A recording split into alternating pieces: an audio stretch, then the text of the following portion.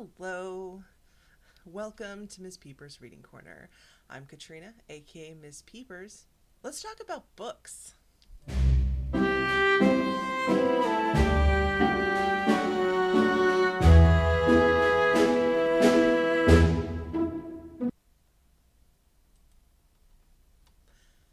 All right. I think I've got this software figured out. I think I'm live.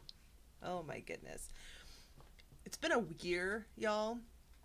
And it's been over a month since I last posted anything. And there's been a lot going on, so I want to talk about that and just what's happening in my life and why I haven't been here. I'm still here. I'm still going to do YouTube videos. I'm still going to talk about books. I realized that I was getting really burnt out. My mental health was not great. I'm fine. I have a good support system. But because of that and world events and work got kind of crazy. And so I found myself in a state of burnout. I found myself unable to do some of those things that I want to do, like creating content here. And so I even filmed 2 videos and then didn't edit them because editing just felt like such a chore. And so I decided to do something different, to just go live with a video. I'm essentially going to do a regular video. If folks join us, great. If not, you can watch it later. I know I'm a small channel. I know going live is a risk. And so I'm just going to do this. I'm going to give an update on my reading. I want to do a book tag today, so we're going to do a book tag, and we're just going to chat about bookish stuff. So I have myself a glass of wine here. I encourage you to grab a beverage of your choice, whether alcoholic or not. If you do choose to drink alcohol, please do so responsibly. I'm not your mom, but I would like you to be safe. And so let's just chat about books. So what have I been reading? Well, I've actually got a couple books going right now. The first one is The Maltese Falcon by Dashiell Hammett. I've been reading that. Move my mic a little bit. Sorry if there's background noise. This is the book on which the famous classic movie is based. It's a noir detective, hard-boiled detective novel. I've never actually read a hard-boiled detective novel before, so this is my first. I'm not too super far in it, probably about 54 pages in, but I'm really enjoying it so far, and I wasn't sure what to expect, to be perfectly honest. I think mystery and detective novels in general, I think, have a reputation for being kind of pulpy or not like, high literature or whatever, which I don't want to give a spoiler for our book tag, but we'll be talking about that kind of thing. So I just didn't know what to expect. And this is actually quite well written. Definitely it's from the 30s or 40s, I want to say. So it reflects the values and mores of the time, and also the prejudices of the time. So thus far, again, I'm super early in on it. Thus far, we have run into quite a bit of misogyny and stereotypes of relationships between men and women that are not the best, but and also a touch of xenophobia / racism. So just, if you're going to read a book from this time period anyway, best to keep an eye out and look after yourself. So so I'm not excusing those things, but just recognizing that it is a product of its time. Apart from that, I mean, the story so far is pretty good. We've got a detective. We've got Sam Spade, who has been hired to help a woman, our femme fatale, with a case. She says her sister's missing, and he looks into that, and pretty soon after that, his partner is murdered. And it turns out that the case is not what he was expecting it to be. So I'm having a lot of fun with this. I just have not been reading I've been reading a lot of books, but I have not been reading a lot of pages lately. So this is a lot of fun. I'm definitely going to finish it. I'm also reading The Parable of the Sower by Octavia E. Butler. If you've been on my channel for a bit, you know that, or you likely know that I love dystopian fiction, which this is. I've also recently come to love Octavia E. Butler. I had never read her until a couple of years ago, and now I'm hooked. I intend at one point to read, or by some point to read everything that she ever published. But this is a futuristic, as of the time it was written, novel. And I say as of the time it was written because it's actually not set in our future. It is, in fact, set now. So the first, it starts in the summer of 2024. It's set in the United States. And it describes a more extreme version of what we're dealing with now, but it is eerily similar to what we're dealing with now. And it's a tough read. So this one I'm also only, let's see, I'm about 88 pages into this one. So I'm still kind of early on, but I mean, I love Octavia E. Butler's writing. I would read if she wrote a recipe book, I would read it cover to cover. Like she writes so beautifully. But it's got difficult content in it. I mean, I'm not gonna sugarcoat that. This is a dystopian world that, in which the class structures, like the social class and economic class structures, have been really severely separated, so that there really, from what I can tell, is no middle class. You're either very rich or fairly poor, and people are living in essentially walled off communities they have walled off themselves for protection, because water is so expensive that people can't afford it, and people are finding other ways to save money. They're growing their own food, and like in the suburbs, and again, forming communities where the folks who are in communities where they protect each other are better off than the people who are not. There's a lot of course, drug use and people who are unhoused, and like it's just very, it's a very grim world. So we're following a teenage girl who lives in one of these communities, and her father is essentially the spiritual head of the community. He's their religious leader, and of course, so therefore one of the pillars of the community. And he is, and he's trying to keep this group of people together and positive and protected. And she is thinking about the world that they live in, her relationship with her faith, and how it's different from her father's and different from the religion that she's grown up with, which is essentially a form of Christianity. And yeah, so she's writing and contemplating, and she knows that the way they're living is not a long-term solution, but she doesn't know what to do about it because of the world she's living in, and her position as a minor, essentially, in this community. So it's really, really interesting, and I'm loving it a lot. Love everything Octavia E. Butler writes. It'll be a massive, massive letdown if I ever read something of hers I don't like.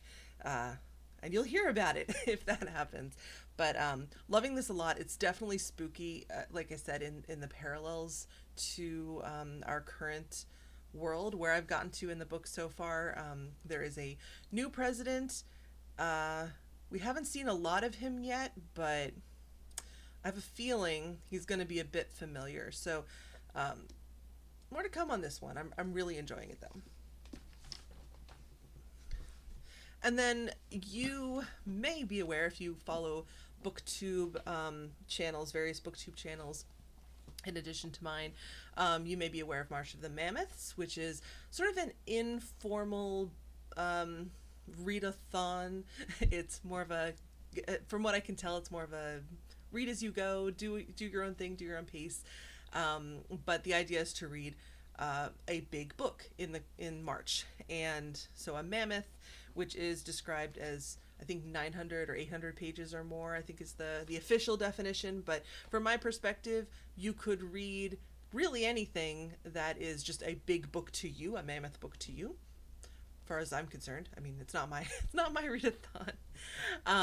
But I am reading the Forsyte Saga by John Galsworthy. I'm actually trying to finish it. I'm at the halfway point now. Got to the halfway point last night, and I've been working on this book for a while. I keep getting distracted by shorter books. I must be perfectly upfront about that. And my volume actually has 3 novels in it. So this is a classic, as it's probably pretty evident from the cover and the binding. It is a classic from the, I think, late 1800s, I believe. 1880s. Okay, the novels span the period from the 1880s to the 1930s. So this is a family saga of a family called the Forsytes, and they have a certain station in society. They have a certain idea of like the Forsyte way, the way that you live as a Forsyte if you are a Forsyte, and there's a lot of propriety, and it's all about reputation and behaving again publicly in a certain way, and then our sort of main character is largely an ensemble, but one of our primary characters, Soames Forsyte, is gets divorced. His wife well, he's not divorced. His wife leaves him, and early on in the book, and lives separately. They don't actually get divorced right away, and I'm halfway through, and they're finally talking about actually like legally ending their marriage. But the reason that they have waited is that, and Soames in particular, the reason Soames has waited is that he doesn't want the reputational hit of a divorce case. Because of course in this time period, this is set in England, but in this time period, like if you got a divorce, there were very strict rules about how to get a divorce, and it was a very public thing, especially from someone who is a pillar of society, as Soames is. He's a lawyer. He's part of, like, he's a partner in his firm. He's got a public, semi-public, I guess, figure. He's a semi-public figure, and his family is well known, and so it's one of those things that would not look good, and there would be a scandal. And also at that time, if you were going to divorce, one or the other of the couple would have to have an affair, and like the evidence of that would be brought forth, and so it becomes a whole messy thing. Like that's the only way to get out. Very broken system from our modern perspective, but anyway, so there's that, and then there are of course a lot of different storylines of the different members of the family, and it's just really it's a nice book. Not a nice book in that it's content, like it's, how do I want to say this? I find British classics to be comforting. I grew up both reading and watching adaptations of British classics, so for me there's an element of nostalgia there. There is an adaptation of this that I watched some time ago, that I would actually, when I finish, I'd love to watch it again just to see how it compares to the book. I will say check content warnings for this one. The two that in particular jumped out at me that I find really interesting in the way that they are discussed. There is a rape scene in this book early on, and I was expecting it because I remembered it from the adaptation. It's in the adaptation as well, and in the adaptation it's a very visceral scene. It's a very sudden and difficult to watch, as a rape scene should be.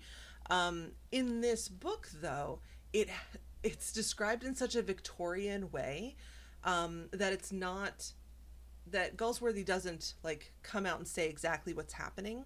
You almost have to read between the lines, and it's not, he describes it after the fact, sort of the aftermath of it, and how Soames is thinking, I mean, Soames and his wife Irene, and he's thinking about what happened, and it's so like vaguely and euphemistically stated, that it's almost jarring in that way, that that is what happened. It takes you a minute to be like, oh wait that's what he's talking about. So I found that very interesting. Further on in the book, one of the characters takes his own life, and that is discussed very openly and at length, which I just found really interesting in in comparison to our modern times where, like, I know it's going to affect my monetization not to use euphemisms or acronyms to say essay or unalive. I just, that's not my style. And I don't do that to offend anyone. I don't judge anyone who does that. I know that monetization of videos can be affected by how you talk about certain topics. And like, I get that. I'm in a place of privilege where I'm not reliant on this channel for money, thank goodness, because it's not making any yet. But I so in this modern time, I think it's interesting the way those two subjects are handled so very differently from the way we would handle them now, both in literature and just in general conversation. So I'm rambling now. Hopefully when you're watching this, you're not thinking, gosh, go back, edit. This is why I edit. But anyway, I'm really, I call out those two things because they are content warnings and things to be aware of if those are difficult topics for you for any reason. But overall, it's a very interesting and very intricate and lush novel, and I'm enjoying it a lot. And finally, I mentioned I was burned. Oh, I lost my bookmark. That's okay. I'll get it. I lost my bookmark, but I'm also reading Burnout by Emily Nagoski and Amelia Nagoski. Now, this is a reread for me. I had already gone through and tabbed a bunch of pages. This is a nonfiction book about what is burnout and what do you do about it. And I picked this up again. This is kind of my status. How are you doing? Oh, I'm reading Burnout again, because I have been experiencing burnout, as I said at the top of the video, and I have and I find that it's helpful to stop and think about, I guess, remind myself of methods to handle that. And one of the things, honestly, I'm going to give you a little preview of this book. I highly recommend it to anyone who, well, any human really. It's geared mostly towards women, like it's written with women in mind specifically. But I really do think most of what's in here, like 98% of what's in here, I think could apply to anybody, or anyone could find value out of it. Because things like, completing the stress cycle by doing some sort of movement, cardiovascular exercise or other kind of movement, that's not gender specific. That's something that anyone can and should do. And then there's a section here about, like, when you've got a goal that's really, like, big and or any kind of goal that seems to be too large for you, for what you're trying to do, or it feels really dispiriting. Redefine what it means to succeed, or redefine winning, and also redefine what it means to fail at that task. And so for this video, for example, part of what I was struggling with when I was not creating content for a month and some change is just sitting down and doing it. It just felt like such a monumental task to film a video, to plan a video, to film a video, to edit a video, and then to post it. And I thought, well, I'll just cut out the editing bit. I'll cut out a big chunk of it, because for me, editing is the biggest part of making a video. Other creators, your mileage may vary, but for me, like, I think about what my video is going to be about, but I don't do a ton of planning. I don't write a script. I know that'll be shocking. I don't write a script. I basically have an idea of what I'm going to talk about. Okay, I just read this book. I want to talk about this book. I might jot down a few points depending on what the topic is. I certainly did, for example, in the books, wow, see my brain, burnout. I'm losing words. I certainly did that in October when I did my banned books series. I wrote notes, partly because I was pulling out things that I had researched. I wanted to get facts and figures correct as I was talking through things, and hopefully I got at least most of it right. But for the most part, I don't plan. I just have an idea, I think about it for a bit, and then I sit down and start filming, and then it all comes out in the editing where I cut my long pauses. I'm making a concerted effort right here, because this video is live, not to just stop and stare into the distance. A video from sitting down, editing it, getting all getting all the lighting right, getting all formal, and getting it perfect. And I shifted to let's just sit down and film. Let's just sit down and do a live video. So Burnout, love this book.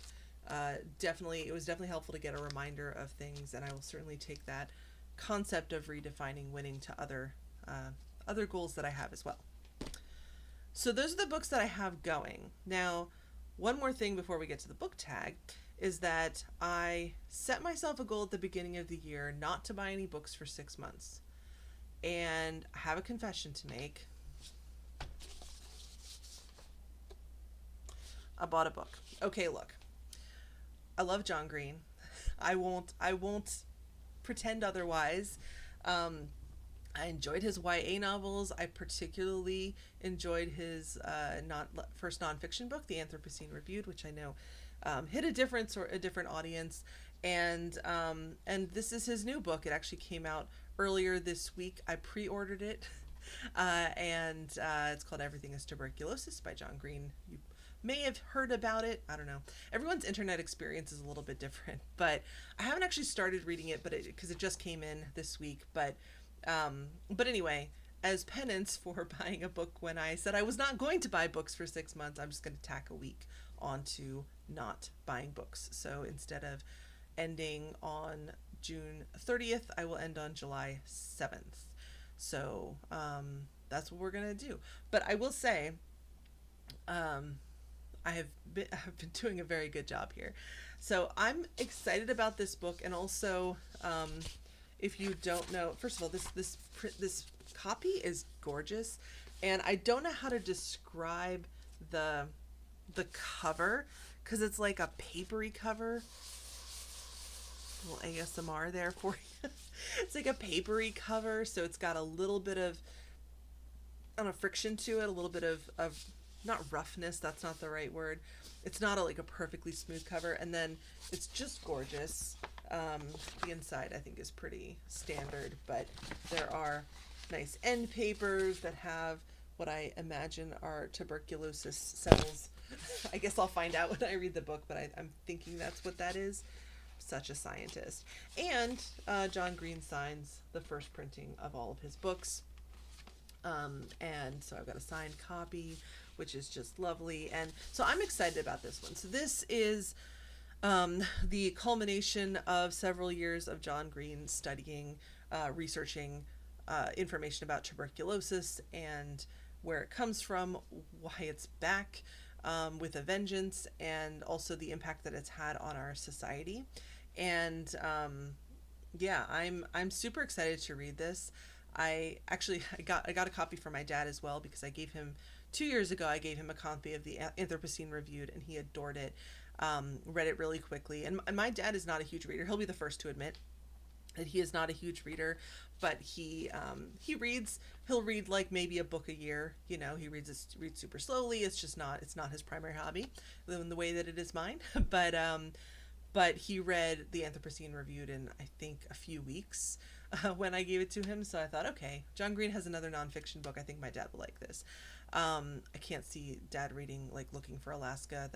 I don't think that's his vibe, but this this definitely will be. And he texted me yesterday. We both received our books on Wednesday, or Tuesday rather. He texted me yesterday, so Wednesday he'd already read 3 chapters.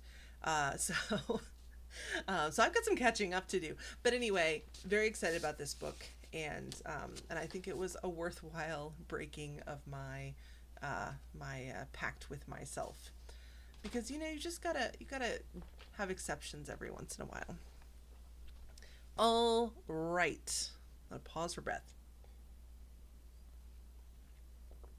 and for a glass of wine, or a sip of wine rather. Okay, so now I would love to do a book tag. And so down here in the corner, you can see I've got my, I've got a PowerPoint presentation up here, or Google Slides, whatever. Not sponsored. I have a slideshow. Here we go. Because I'm doing a book tag. I'm going to do this live. I have seen the questions. I've thought about them a bit, but I have not written down anything. So we're going to go and answer this. So We're going to do the Snob-O-Meter tag, or possibly the Snob-O-Meter tag. I don't know. It depends on how snobby you want to be. This was created by that Reading Guy 28, and I first saw it on Suey's Book Banter, and I've tagged both of those channels below. So if you have not seen either of them or both of them, please check them out. They're great channels. And check out this tag that other people have done too. I know you're supposed to tag people. I'm not officially tagging anybody, but if you're watching this, consider yourself tagged. I'd love to hear your answers. If you have a channel and you do this tag, after watching this video, please tag me. I'd love to see it. I'd love to see it. And if you don't have a channel, then give me your answers in the comments. I'd love to hear what your thoughts are on any or all of these questions. So the goal here of the Snob-O-Meter is to see how much of a book snob you are. So let's find out how much of a book snob I am. I also, for your viewing enjoyment, put a bunch of cat pictures in here because why not? All right, so question 1 is, what is your definition of book snobbery? So for me, book snobbery kind of comes into two pieces. One is what you read, and the other is how you think about what other people read.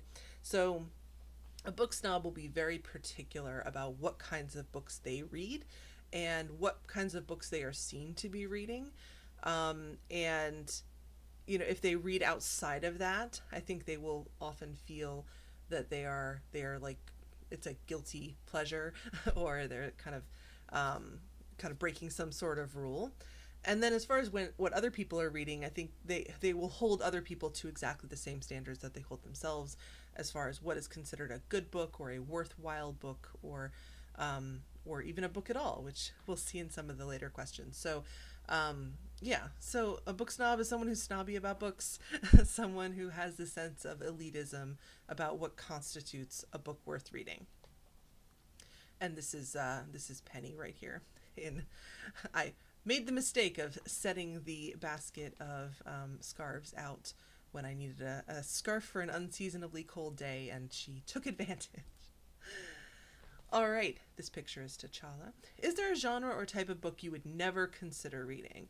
I don't think there's a type of book I would never consider reading because I have read a lot of different types of books in a lot of different genres. I think if I were answering these questions 3, 4, 5 years ago, I probably would have said I'll never read romance or erotica, and I've read both of those. I'm not particularly drawn to them, but I have read them, so I can't say I would never consider reading them. They're not my preference, but they're out there, and so yeah, I don't think there's anything I would never ever read. That's a really strong statement.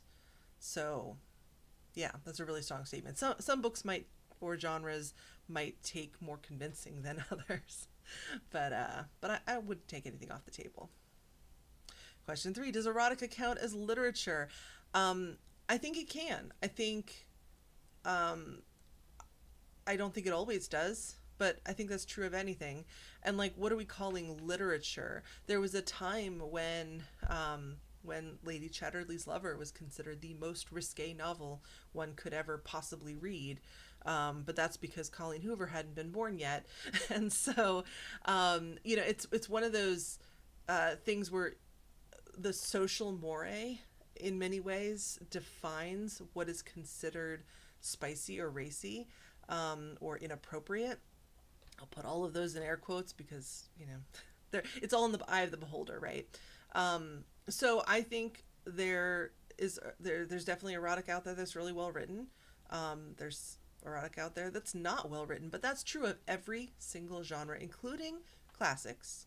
There are classics that are really poorly written, and there are classics that are beautifully written. So I don't think that you can say it never counts as literature, but I don't think it automatically does either. I think some of it depends on like what is the quality of the writing and what is the structure. Is there an actual story, or is it just a bunch of disjointed sex scenes? Like that to me is the difference between, or the line I guess, between erotica and pornography. Again, that's just me. So there we go.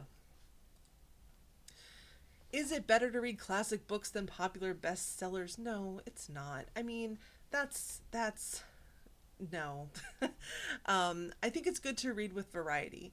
I think it's good to read both classic books and popular bestsellers. In fact, I have just in the books that I was talking about, I've got a mix of those. I've got classics, I've got pulpy books, I've got bestsellers, I've got all sorts of stuff in here. And like at one point, and I mean classics were many classics were at one point what we would consider popular bestsellers today. There are probably a lot of books that are popular bestsellers today that 200 years from now might be considered classic literature. I mean, who knows? So, yeah, I think it's good to read a little bit of everything. Have you ever bragged about reading a classic in order to sound smart? Not in order to sound smart, but I have this picture of Sylvie here with Don Quixote because it's been a while since I mentioned on my channel that I read Don Quixote, and I'm inordinately proud of it. I should have worn my Don Quixote T-shirt. I didn't even think about that. But anyway, see, pre-planning. But that's with a little bit of irony, a little bit of sarcasm. Oh my god, I read Don Quixote.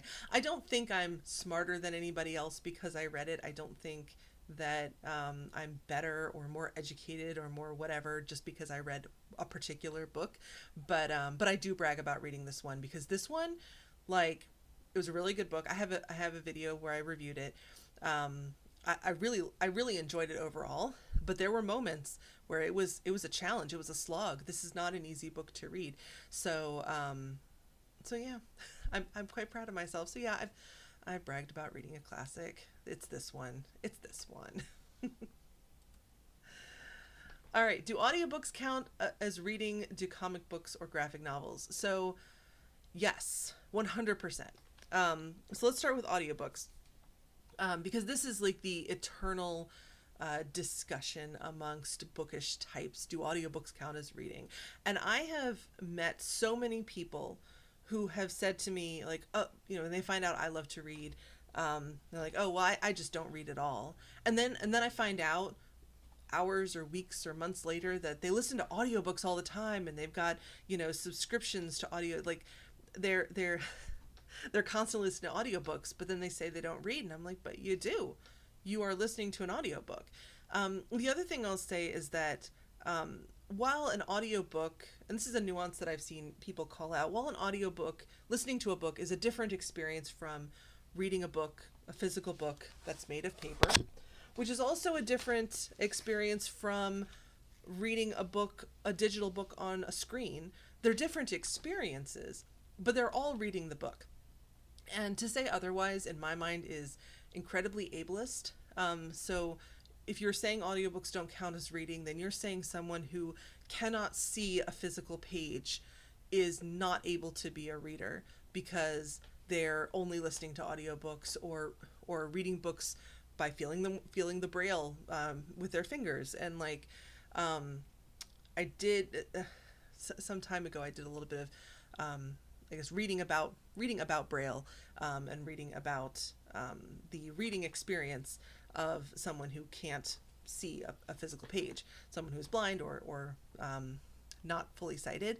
And apologies if I'm using the wrong terms there. I'm not as educated in this space, but I learned that braille is the way that braille is structured is it's not so much an alphabet, it's more of a code. And as a result of that, a book in a printed book, so like a book like this, what is this, like probably 300 pages, 200 pages. So this 200-page book. In braille, this would be more like this, which is a 900-page book.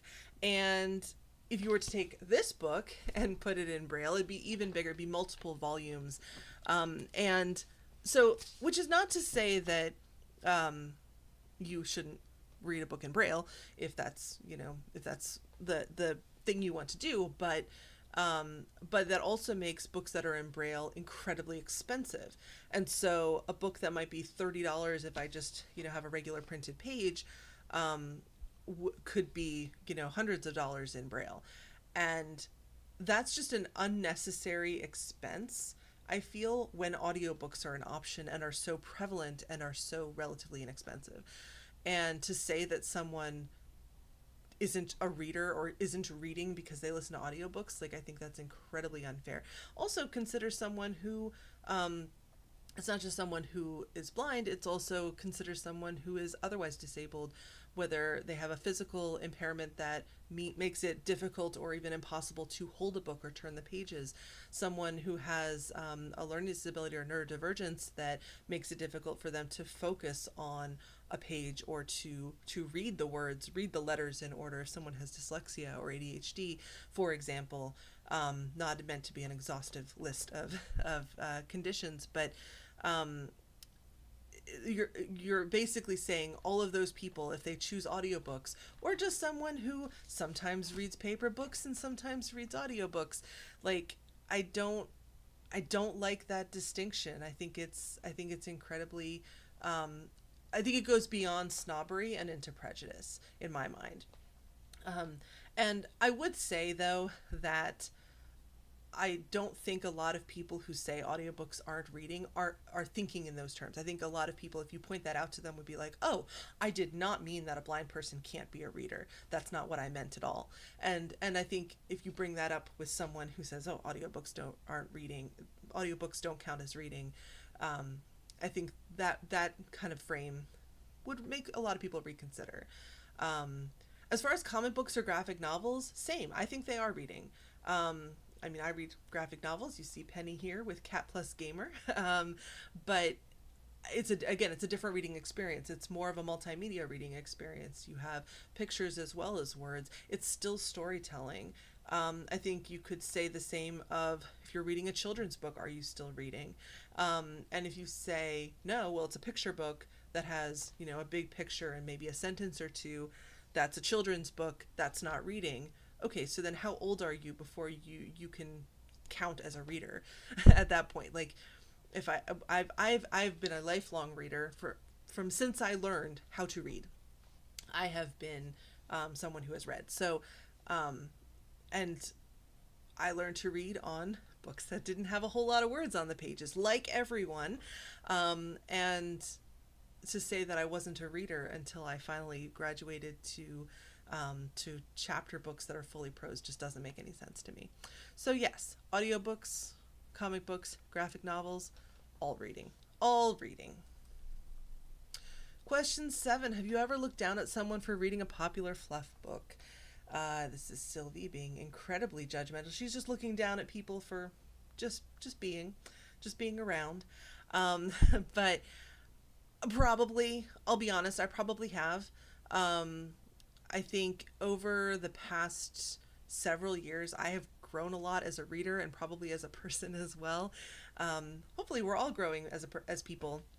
The more that we experience life and experience other people and read books about different walks of life. But yeah, I'm sure I have looked down at someone for reading a popular fluff book. I'm more likely to look down at someone who only reads popular fluff books. It's really hard not to judge at all. I'll be honest, it's really hard not to judge at all. And that's something that humans do, right? Not to make it an excuse. I would not, now at least, very much younger Katrina was not a happy person and kind of said a lot of things that middle-aged Katrina would not. But yeah, I wouldn't say to someone, "Ugh, you're reading that book." But it does make me wonder, okay, what else are you reading? Is that, or why did you pick up that book? And yeah, so I won't say I never have, but I not as much as I used to. Question 8, have you ever been the recipient of someone else's snobbery? Absolutely. I think it's really hard to get through life, especially as someone who, like, I enjoy fantasy and science fiction. I enjoy mysteries, pulpy detective novels. I'm learning I enjoy those too. So yeah, I've definitely been the recipient of someone else's snobbery. I've also been the recipient of sort of the snobbery of someone who looks down on someone who does read classics. So I've experienced that as well, which is a different sort of snobbery. So like a book snob in my as I at the beginning, is that a book snob is someone who does not who has a particular idea of what books should or should not be read. You can be a book snob and only read popular fluff books and think that there's something wrong with someone who reads anything else. Because I've run into that too. So yes, I have. It does not feel good, and honestly, that experience is one of the reasons that I myself have stopped being as snobby as I have, and expanded my thought processes about what constitutes a good reader, what constitutes reading, and a good variety of reading. Would you ever be friends with a book snob? Maybe you already are. I do not believe that I am friends with a book snob, and just snobs in general. I think I would only be friends or maintain for any period of time a friendship with someone who I would consider a snob in any category if they were open to discussing and considering their beliefs. So I was talking about audiobooks earlier, that if someone, I think people who say that audiobooks aren't thinking, gosh, blind people can't read. Blind people don't read. Could never be a reader.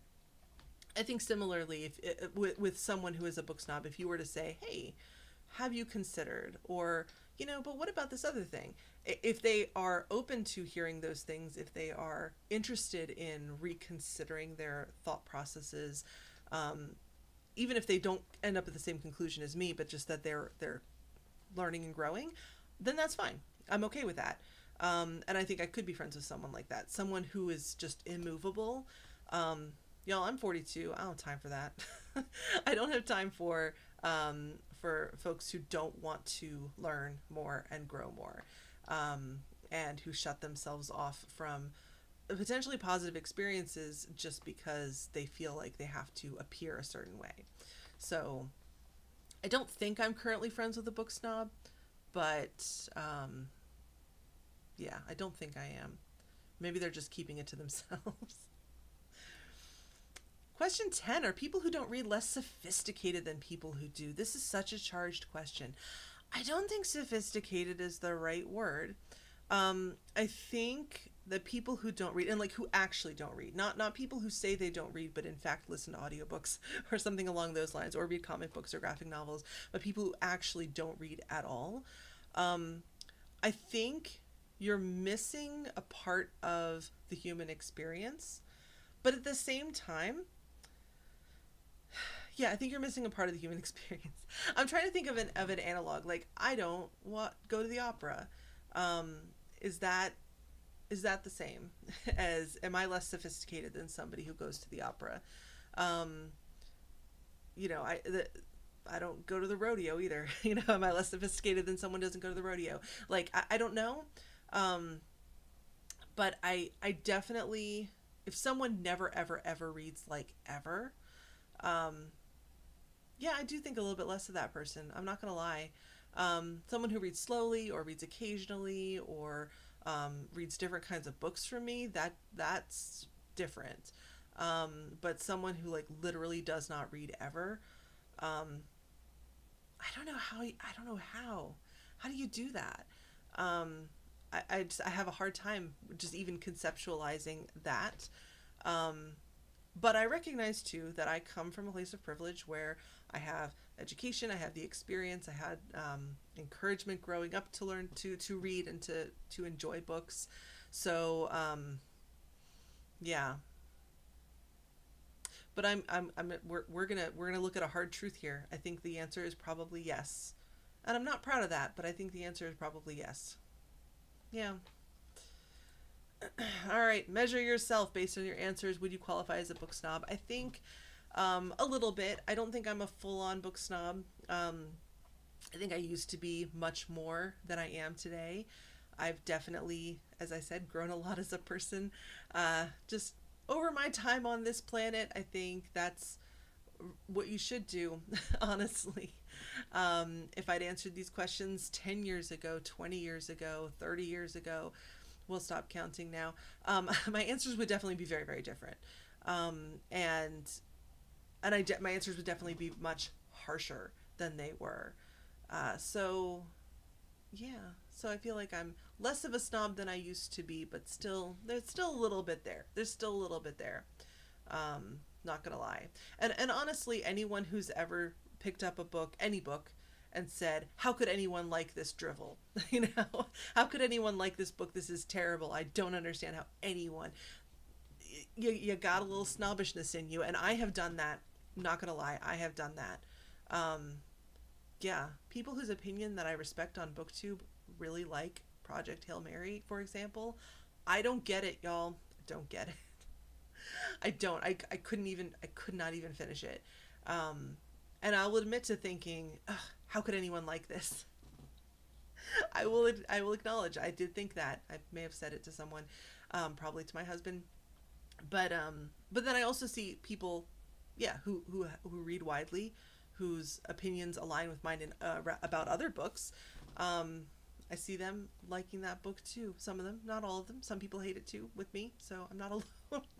But anyway, it's just yeah, it's just an interesting thought process. These are the rambly endings as well that you miss when I edit a video. But anyway, that is the last question in the book tag. So I hope you enjoyed this update.